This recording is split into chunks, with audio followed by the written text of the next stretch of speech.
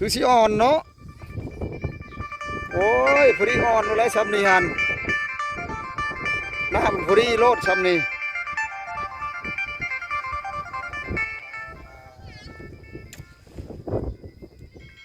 นี่ที่ผู้สาวดำนานี่เนาะบ่มีผู้บ่าวเป็นบ่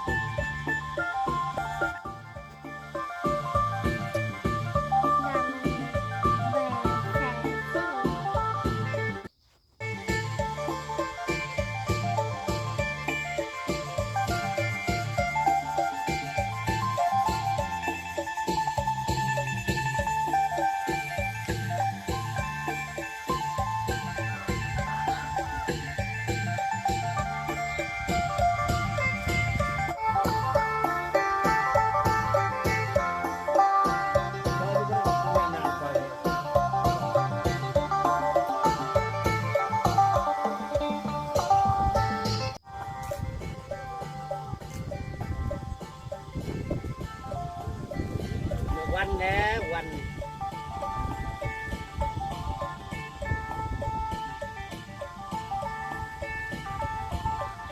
ใช้กับมันตะกร้าก็ทุกวัน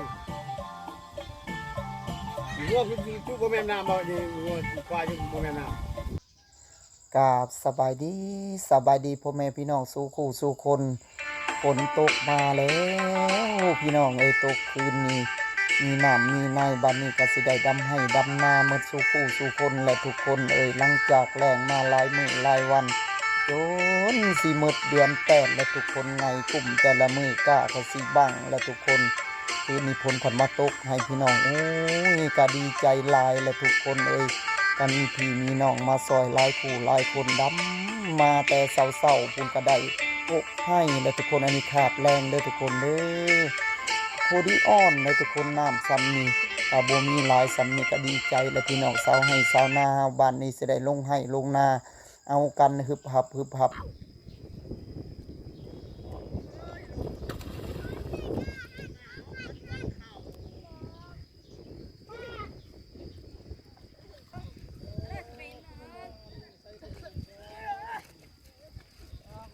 คือสิอ่อนเนาะโอ้ยพอดีอ่อนอะไรซ้ำนี่ฮันน้ำพอดีโลดซ้ำนี่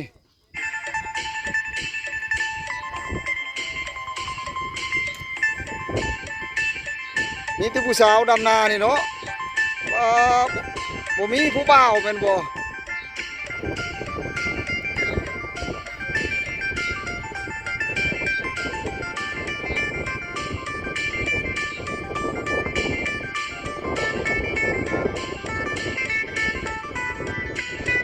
ทีมงานวัยรุ่น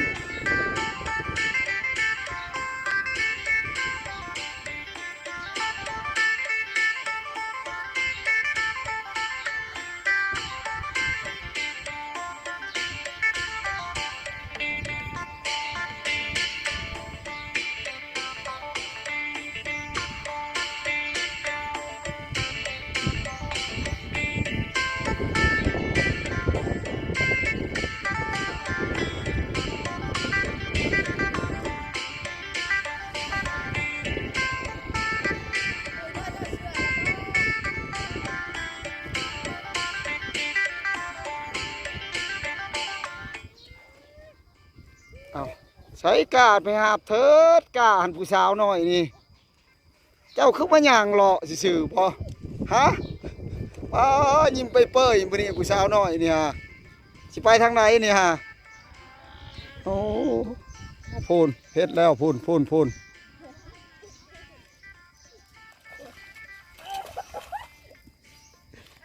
เด็กน้อยทุกคนเลยแบบนี้เลยแต่เป็นเด็กน้อยก็ดีโอ้ยทุกคนเลยลิ้นขี้ต้มแกงใส่กันพี่น้อง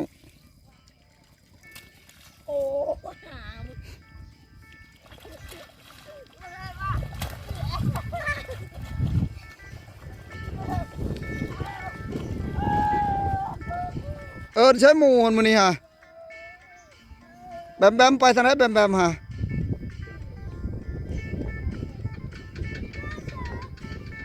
แต่เก่าคือว่าไปกันนำกันกับแบมแต่เก่า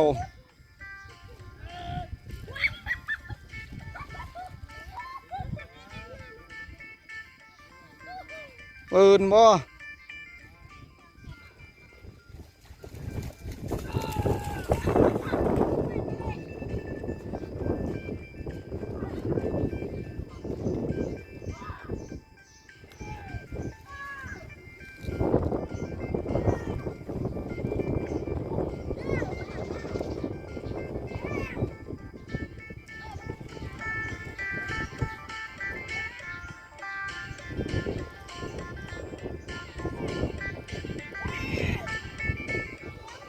โอ้แดดจะมีสายลมเนาะมื้อนี้เนาะ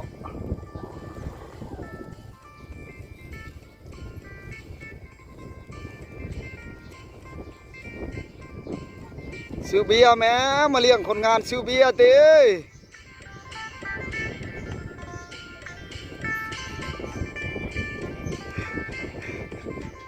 โยเขากินแล้วแห้งไว้เลยเนาะ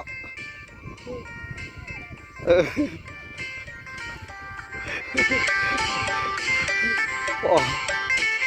พากันเมาแล้วก็พากันยามันเมื่อหมดกันแล้วแหละเนาะเบิดแหละ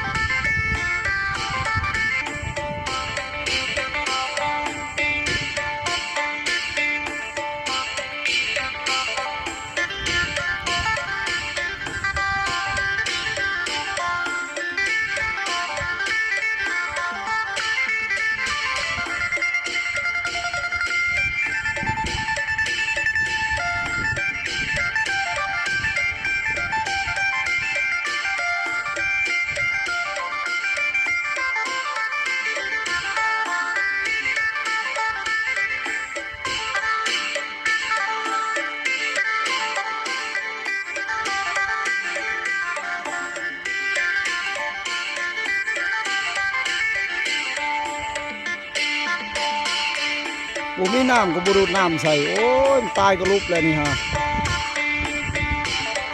คนบ่ตกไม่ตายโลดนี่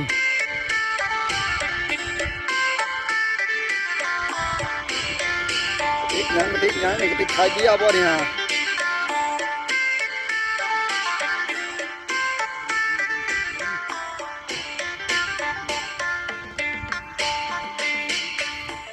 กินนั่นแหละน้ำเย็นให้กินเลยเนาะ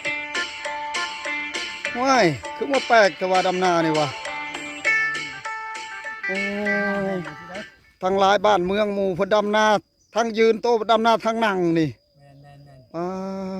โถ ไปดำน้ำสิได้ขอดำน้ำบ่มีแล้วดำทุกปีมีสิได้เลย แต่เก่ามีแต่ดำนาแบบนี้บ่แต่เก่าฮะแต่ได้มาแบบ โอ้เป็นหยังจากดำทางนั่งนี่มันบ่เจ็บแอวมันบ่เจ็บแมวโอ้สูตรเจ้านี่แปลกกว่าหมู่เนาะสูตรเจ้านี่เนาะเฮาก็บ่เจ็บแอวนี่เนาะมันง่ายคนขี้ข้านเอาเลยการเขาก็เจ้าชุดนาหนึ่งเขาก็ชุดนาหนึ่งกันโอ้แปลกกว่าเห็นแต่เจ้านี่แหละแปลกกว่าหมู่แหละดำนานี่มันคันมีน้ำมันก็พิการคันแห้งโคจิละสิตลอดจนแล้วเห็นอยู่ขาวดำหันบ่คือเจ้าก็มันหันเพราะว่าจะได้มาเปิดเบิ้งกุบหันเขาจะเห็นหน้าหันว่าอันเป็นคนแบบใดดำนาทางนั่งนี่หันฮะคือบ่มืดตึบอยู่เดี๋ยวนี้ฮะเห็นบ่แล้วเห็นหน้าเป็นไงโอ้ดำนาสิได้คอยเด้โอ้พ่อใหญ่แสงบ่เนี่ยฮะโอ้บ่จื้อเพิ่นเฮ้ยโอ้บังดูทุกคนนี่ยิ้มเป้ยอยู่ดำนานี่เคยดำนี่ก็ได้มาเคยดำได้มาเพราะว่าคันดำครัวแล้วนี่พี่น้องคันดำครัวแล้วคันว่า ถ้าว่ามีน้ำก็ดำคือกันกับหมู่ โอ้ขันดำครัว แล้วก็นี่ก่อย ขันดำครัวแล้วต้องดำทั้งนั่งแม่นบ่ ทั้งนางได้เพื่อดำสิกัน โอ้ มันมือก็ได้ดำเอาสิ โอ้ วิว่าจะเจ็บเอว โอ้ เจ็บเอวก็เดี๋ยวนี้ดำมันมือบริเวณก็ดำได้เสมอ โอ้แสดงว่าดำครัวเนี่ยต้องนั่งเอาแม่นบ่ เฮ้ยบ่แล้ว จังบ่เจ็บแอวแม่นบ่ ก็บ่เจ็บมันมือก็มือดำอยู่ถ้ามีน้ำก็คือกันโกคือกันกับหมู่ถ้ามีน้ำคือกันบ่ว่าดอกว่าสินั่งจังซี่เขามีน้ำมาก็แบบธรรมดาสามัญเฮาดำมาแหละลักษณะนั้นแหละ โอ้แสดงว่าสูตรนี่แปลกกว่าหมู่สูตรนี่เนาะ หายาก สูตรบ่คือหมู่อีกแม่นบ่ หายากอีกดำกับเมียนี่โอ้ยค่อยไปก่อน โอ้ ไว้ก่อน เป็นเข้าหยังอันนี้ฮะ จักเข้าไปจัง พันธุ์ใหม่บ่ ท่านใหม่ โอ้มาใหม่แม่นบ่จักซื้อเลย สายน้ำผึ้ง งามเนาะกานี่ก็ดีเนาะถูกจักมือได้โลกเมียมนี่ โอ้2-3 มื้อเลย 3มื้อได้แม่นบ่ มื้อที่3เลยมัน โอ้โลกเมียนหลายๆแล้วดำเทื่อเดียวบ่ ก็หลังจากอันลูกกาได้หลายเลยจึงจ้างคน โอ้ คันเฮาดำรถเฮาตาเฮาบ่เพียงบ่พอเขาว่ารักเขาว่าเอาลูกป้าเมียนเลยหลายๆทีนึงเลยจ้างคนดำเลยเฮาได้หลาย โอ้ นะ ถือว่าเพียงพอมาเลยเตรียมใส่มาเลยแม่นบ่ จักมือเลยดำนี่ฮะ มือแรกแห้งมันมื้อนี้ โอ้ได้จักให้มื้อนี้ฮะ ได้5-6 ให้บ่ได้ อ๋อทุกคนเลย สมควรเติบได้ สมควรเติบทุกคนกับบริไปให้ทุกคนเบิ่งดอกพูดทุกคนเลยทางนั้นเพื่อดำทางนั้นเช้านี้ได้หลายเติบแหละอันนี้ก็แล้วไปให้หนึ่งแหละทุกคนอันนี้ฮะคาบแรงเลยนี่ฮะเป็นแล้วไปแล้วทุกคนถือว่าคาบเศร้าเพื่อดำทางนั้นทุกคนปั๊ม ทำไปแล้วเฮ้ยบ้านเนาะบ้านนาเฮา โอ้ สิแล้ว แสดงว่ามือแรกแห้งมันมือนี้เนาะโอ้ ต้องเขาดำเขาเดียวนึงได้ยาวตัวได้ดิ ดูทุกคนแล้วลายเติบแล้วเรานั่งดำนี่ได้ทุกคนนั่งดำเอาสูตรแบบนั่งเอานะทุกคน เป็นบ่พี่น้องไปได้เป็นคอมเมนต์ในเด้อคันว่าเป็นนะผู้ขาดำมาจีดำครัวแล้วดำมาจีได้มันมือเฮ็ดเวียก แดดกับบุญานแม่นบ่ ใส่กุ๊บแล้วก็ สงขายาวกับบุใช่อีกแม่นบ่ ชุกขายาวนี่ลืมใส่กัน ยันว่าบ่มักหนนะ มักกันลืมมื้อนี่ โอ้ ข้าวลายมาเช้านี่ลืมชุกขายาว บ่เป็นหยังคือว่าผู้บางคนเฮ็ดมีแต่หน้าหวานหมดหลายคนส่วนหลายก็คือบ่เห็นหน้าดำบ่ แม่นยังเพราะว่าเขาเฮ็ดนาหวานน่ะเนาะกุ๊กปลายสาเหตุเพราะปีนี้เขาประหยัดขึ้น เพราะว่า ประหยัดขึ้นเพราะยังเพราะน้ำมันแพง โอ้น้ำมันแพงปีนี้ แพง ฮะ เลยเฮ็ดนาหวานหลายกว่า โอ้ก็เลยประหยัดงบแม่นบ่ คันว่าเฮ็ดนาดำ1ไทยคน2ไทยทับบัดดำอีกไทยคนนาญาตายอีก โอ้ กลับไปกลับมามันหลายเฮ็ดให้สิ้นเปลืองเฮ็ดว่าคุมื้อนี้เฮ็ดแบบนาลำซิ่งพี่น้อง โอ้นาลำซิ่งบ่นาหวาน ลำซิ่งนาหวานนี่ โอ้ จะน้อยหญ้าเกิดนี่มันสิซิ่งให้เจ้าของเบิ่ง โอ้ นั่นไง แบบนั้นบ่ลำซิ่งนั่นก็เรียกว่าพรใส่กันแบบอยู่ให้นาน่ะลำซิ่งบ่แม่นเนาะแบบนั้น แล้ว เออ เขาเอิ้นว่านาลำซิ่งนาหวานพี่น้อง โอ้ นาเฮ็ดนาสบายกลายเป็นทุกข์หญ้าเกิดหลายแล้ว บัดเจ้าคือว่าบ่เฮ็ดนาซิ่งซั่น บ่ผู้ค้าได้บ่เฮ็ดได้ บ่มัก ว่าปึ๊บดำแล้วปึ๊บใส่ปุ๋ยแล้วโอเค โอ้ เขามั่นใจตัวนี้ โอ้ ใช่มีแต่นั้นต้นเขาเขากินทานอาหารรถอันนี้หญ้ากับหญ้ากินน้ำกุ๊กเขากุ๊กเขาก็หญ้าน้ำเอาไปเอามาพ่อกับหญ้ากินเอาไปมาอาหารน้อยแต่เขากินเขานี่แหละอาหารน้อยเดียวกันหญ้าก็กิน มันหลายโพดเนาะ มัดใส่บ่ทันดนมันก็หมดอาหารน้อยดีบ่เพียงพอมันทานอาหาร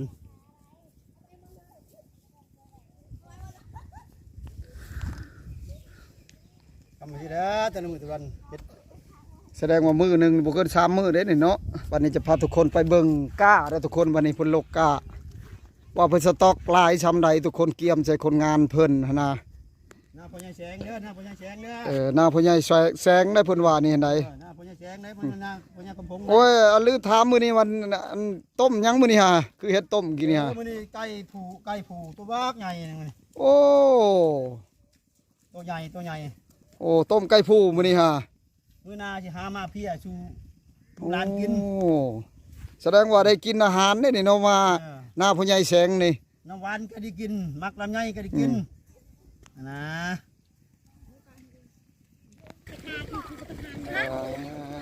ต่อมาเบิ่งกาเพิ่นสต๊อกเมียนพี่นี่พี่น้องเพิ่นลกเมียนแต่เมื่อวานนี่หลายพี่น้องไอ้เกียมใส่สีดำแหละนี่อันนี้เป็นคนงานทุกคนลูกหลานนี่แหละคนกา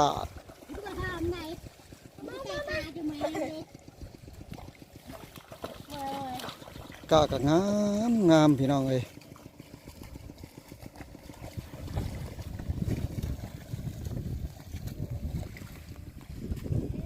ว้ายสบายดีเจ้สบายดีเจ้ป้าตัวจนบ่ได้อยู่เนาะขาดบ่ได้แม่นบ่ต้องได้ลายมือต้องให้ได้คู่มือแม่นบ่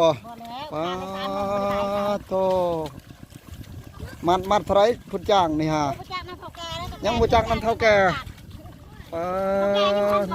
เท่าแก่ยังบ่ทันบอกอยู่แม่นบ่ ทำงานก่อนไปหูทีหลัง โอ้คือสิง่ายเนาะกะนี่ โอ้ง่ายอยู่ โอ้ ต้องรอดห่างง่ายหักเข้าชูอยู่ โอ้ มาแล้วต้องการคนลอกขาบ่มีพนักงาน บ่มีพนักงานแม่นบ่ช่วงนี้ขาดพนักงานเนาะ พวกนี้ขาดพนักงานต้อง โอ้ การคนลอกขา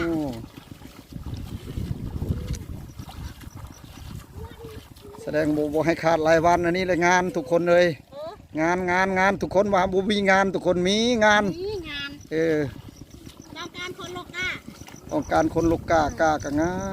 ามเข้ายังอันนี้ฮะ เล็ด เข้า11กค11โอ้ทุกคน แต่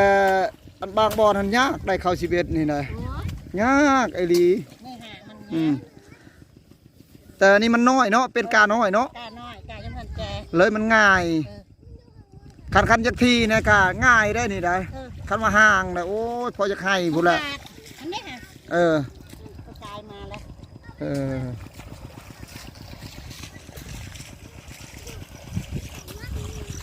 หมดตาหนึ่งเลยพี่น้องเลยอันนี้เป็นหนาที่เพิ่นดำเศร้านี่เลยทุกคนจะประมาณ3 มื้อแหละทุกคน แล้วช่วงหนึง แล้วธงหนึ่งประมาณนั่นแหละคนงานกะซ้ำนี่แหละทุกคนในซ้ำเห็นนี่แหละ5 6 7 8 คนนี่แหละบ่อยากมีคนอยากอึดแหละทุกคนเอ้ยยากแล้วคู่มือโซลายก็เฮ็ดนาสิ่งนาว่านแหละทุกคนคลิปก็สิประมาณนี้สิได้จบซ้ำนี้ก็เด้อทุกคนขอกราบคำว่าสบายดี